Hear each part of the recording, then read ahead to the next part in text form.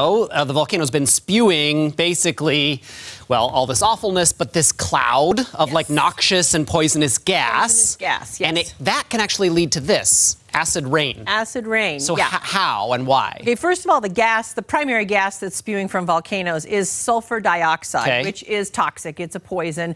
And when it mixes with water, which when it rains through the gas, it combines with the water and we get something called sulfuric acid, which sounds terrible, awful, yeah. right? And that falls from the sky, and that is acid rain. And we dealt with that a lot with pollution from factories and whatnot several years ago, but it was handled by the EPA. But this can happen with volcanoes. It's very dangerous. And the next couple of days, it's actually potentially even more problematic because of the way the winds are shifting. Exactly. I think we have a map that we might be able to kind of show how this works. So these are this is the big island. These are the trade winds. This is where the volcano and the actual gases. spewing volcano there. Wow. And so apparently the trades are calming, or potentially today and tomorrow, and that could make this worse? Right. The trade winds, as you can see on this map, come primarily from the east or the northeast over this mountain. And then we've got these sea breeze winds they call the Kona winds, which will be apparently intensifying. And when they combine, what happens, Everett? A convergence zone. Yeah. And that traps any kind of air right over the volcano.